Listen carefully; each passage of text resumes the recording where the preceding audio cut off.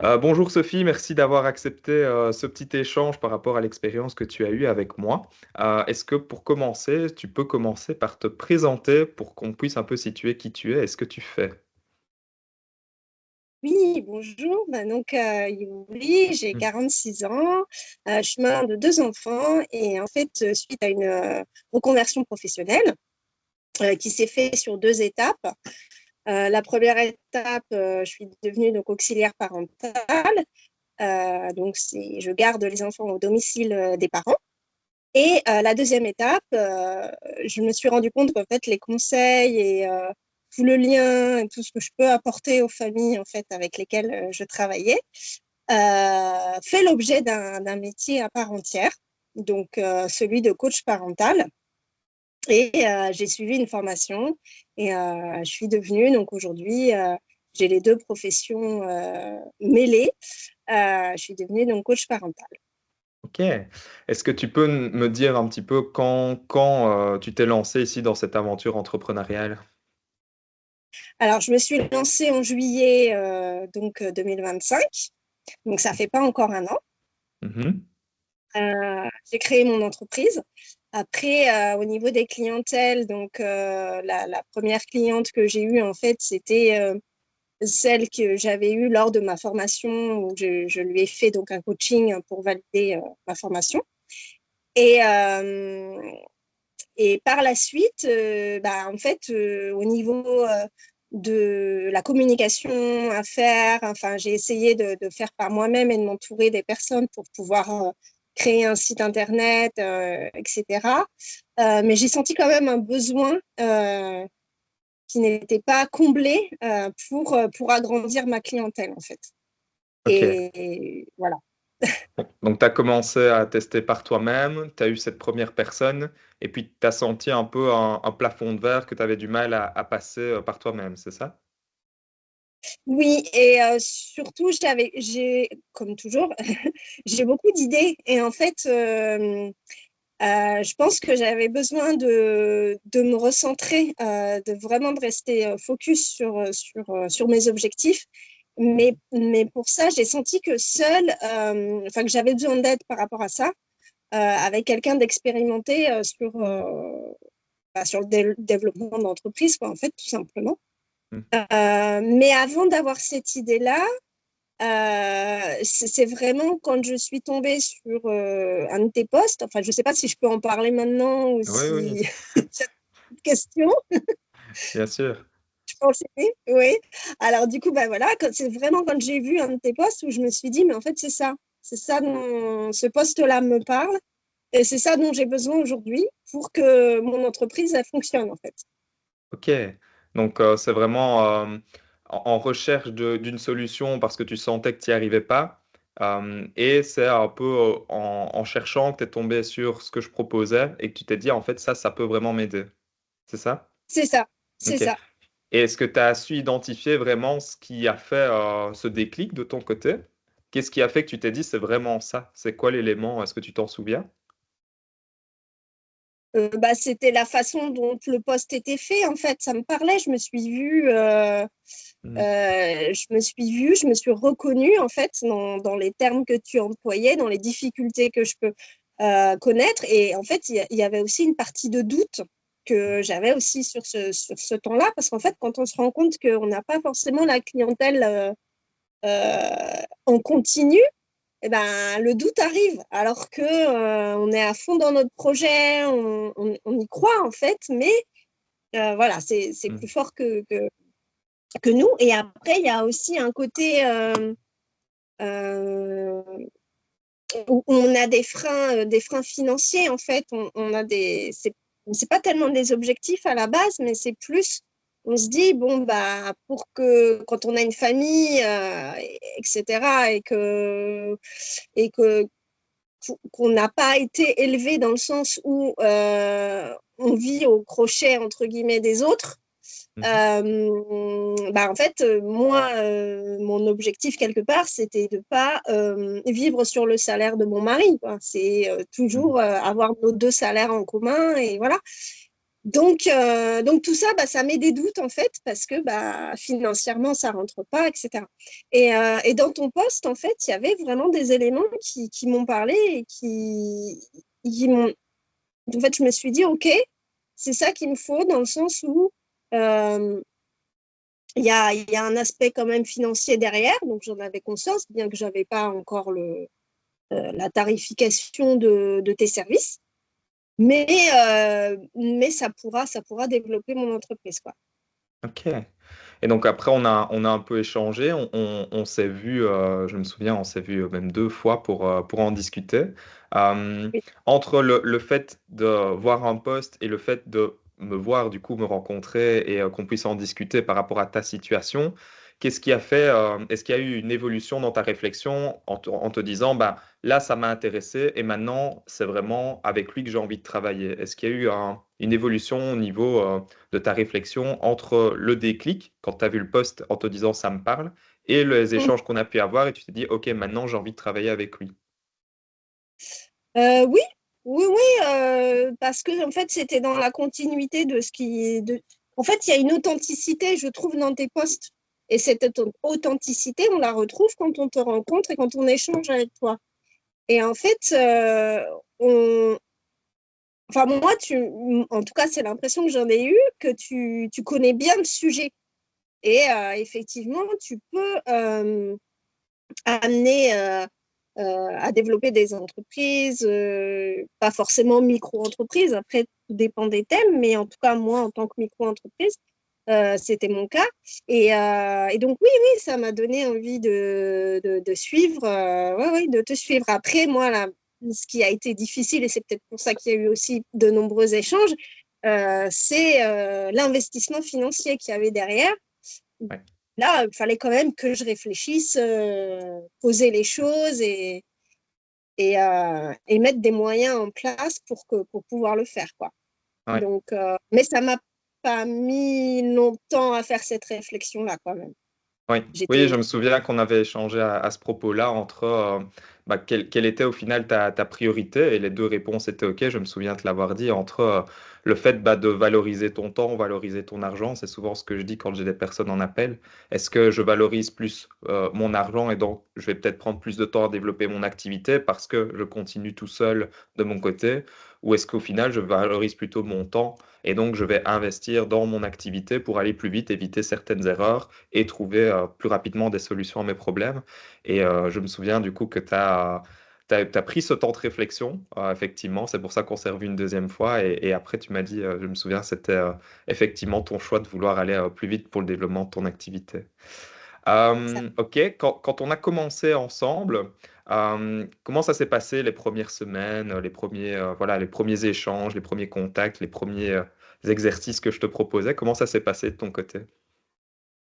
Bon, les échanges, les contacts, j'ai senti une confiance commune, enfin, qui pouvait s'installer assez facilement. J'ai apprécié aussi ta compréhension par rapport à l'investissement financier et ma vie personnelle aussi, qui n'est pas forcément évidente pour suivre un, un accompagnement sur 4 mois. Donc voilà, donc tout ça, j'en avais conscience et ça me motivait encore plus pour échanger avec toi. Et, euh, et aussi que tu te confies, euh, pas de manière 100% parce que c'est normal, hein, ça reste professionnel, mais de manière quand même un peu, tu t'ouvres un petit peu sur ta vie personnelle et ça, je trouve aussi que c'est important pour te connaître et avoir confiance en toi. Donc, c'est des éléments, pour moi, en tout cas, c'était important. Et après, au niveau des exercices, c'est ce que j'attendais, en fait. Donc, je pense que j'ai besoin d'échéances, j'ai besoin de faire des choses cadrées et d'être boostée, en fait, par ces exercices. C'est les éléments que j'attendais. Après, je t'avouerai qu'il y a certains exercices qui te font sortir de ta zone de confort. Donc, au départ, je n'étais pas super à l'aise. En fait, je vais prendre l'exemple type, hein. Bon, mon fils, donc, il a un handicap, comme tu sais, invisible, mais qui est reconnu quand même à la maison. Mhm. à la MDPH pour la France. Pour la Belgique, en fait, c'est la maison des personnes handicapées. Ouais. Et en fait, le dossier, quand on le reçoit, on va commencer à le remplir.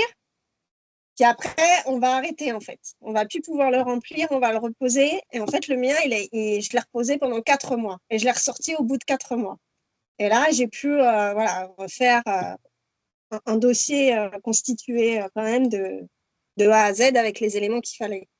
Et là, les exercices, c'est pareil, en fait. Je les prends, je regarde. Bon, j'ai pas mis 4 mois, forcément, mais j'ai quand même les premiers exercices qui m'ont fait sortir de cette zone-là, et ben, du coup, je les ai laissés de côté. Et puis, ouais, le lendemain, parce que j'avais envie d'avancer quand même derrière. Donc, le lendemain, j'ai repris. euh, et en fait, là, bizarrement, tu sens qu'il y a une évolution qui s'est faite, même, même sur quelques heures, quoi, 24 heures, on va dire. Et, euh, et là, j'ai trouvé les mots, les éléments qu'il fallait pour faire cet exercice-là, alors qu'avant, je butais dessus, quoi. Mhm. Oui, donc c'est vraiment aller. L'entrepreneuriat, c'est souvent sortir de sa zone de confort. Et donc, c'est arriver à faire face, en fait, que tu as pu faire ici en te confrontant à des questions que tu éludais peut-être à un moment donné, en disant, OK, maintenant, j'y vais. Et j'ai quelqu'un derrière moi qui va me soutenir aussi. C'est ça un peu, si je résume un peu ta pensée. C'est ça, c'est ça. Oui, oui, on Ok. sent vraiment un soutien de ta part. Oui, ouais, effectivement, oui. Ok.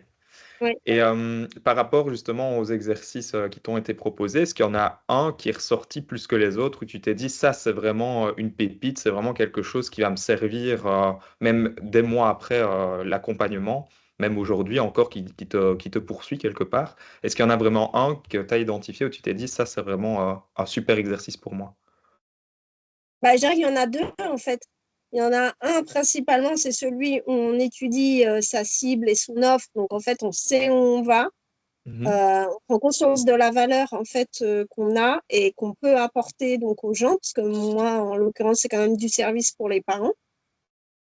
Euh, et, euh, et donc ça, oui, ça c'est fondamental en fait. Ça c'est vraiment si on ne passe pas par cette étape-là, on n'a pas conscience de ça, bah, c'est que quelque part on n'est pas fait pour ça, quoi. Donc ça a été la première étape. Et la deuxième étape, c'est qui me sert encore aujourd'hui, c'est comment construire la trame en fait, la trame pour prospecter d'une part, mais la trame aussi quand on a le client et on lui propose ses services, qu'est-ce qu'on peut faire pour lui? Et s'il est prêt à le faire ou pas, et l'entendre aussi, c'est-à-dire ne pas se dire mon objectif, bah, c'est que je fasse une facturation, enfin voilà, un contrat avec qui devienne un client en fait. Mon objectif, c'est de savoir si je peux l'aider et à ce moment-là, OK, si je sens que je peux l'aider et que lui, il est ouvert ou elle est ouverte, et bien à ce moment-là, lui proposer mon offre. Mhm. Et, et après, forcément, ce que je retiens encore aujourd'hui, c'est les freins, les freins, les objections. Donc ça, c'est pareil, voilà, c'est toujours en tête aujourd'hui et ça aide beaucoup. Oui, oui, c'est vrai que souvent on se met une pression par rapport aux résultats en se disant waouh, il y a une personne, il faut absolument que je lui facture quelque chose comme tu l'as dit. Alors qu'en fait, avant tout, c'est de savoir si on peut l'aider, si on a envie de l'aider, parce que c'est un échange dans les deux sens, et si cette personne a aussi envie d'être aidée. Et puis après, bah, comment effectivement, comment passer le message qu'on peut l'aider et pouvoir quelque part la rassurer parce que souvent, comme tu dis, les objections, c'est des choses qui sont enfouies en fond de nous parce qu'on va quelque part, comme pour toi, la faire sortir de sa zone de confort quand on l'accompagne. Et donc, est-ce qu'elle est prête aussi à faire ça et pouvoir lui poser les bonnes questions pour pouvoir l'aider à prendre la bonne décision pour elle, in fine. Et c'est ça toute la beauté du métier que tu peux expérimenter aujourd'hui au quotidien, maintenant que tu as changé aussi un peu cette perspective-là. Ok, aujourd'hui, comment ça se passe pour toi au niveau de ton activité, maintenant qu'on a terminé ensemble? Quels sont tes challenges, mais aussi quelles sont les bonnes choses que tu gardes avec toi dans ton sac à dos pour l'avenir? Déjà, c'est grâce vraiment à cet accompagnement, ces prises de conscience, ces exercices, que du coup, ça s'est développé, cette activité s'est développée. Euh, Après, ce que je garde en tête, c'est que c'est quand même en continu euh, et qu'effectivement, il y a un effort derrière, il y a une volonté derrière qu'il faut quand même avoir au quotidien. Après, il faut savoir s'écouter aussi. Si son corps dit stop, on fait stop, mais c'est pour repartir de manière encore plus en forme, on va dire, et focus Mhm. sur ses objectifs. Donc, ça a du bon de s'écouter. Et après, je repars. Oui, moi, en fait, euh, comment dire, cette activité, j'ai toujours envie de la développer. J'ai ciblé effectivement une clientèle bien spécifique, mais en même temps, j'ai toujours envie de faire des projets qui sont en lien avec cette activité, mais qui ne sont pas forcément liés à un coaching fermé. C'est-à-dire que là, donc, du coup, pendant l'accompagnement que j'ai fait avec toi, j'ai été comment dire, j'ai été embauchée pour faire un atelier au conseil municipal des jeunes de ma ville. Et là, j'ai encore découvert autre chose parce que j'ai repris donc les éléments de connaissances et que j'ai appris et que j'ai mis en pratique. Et j'ai créé donc mes ateliers.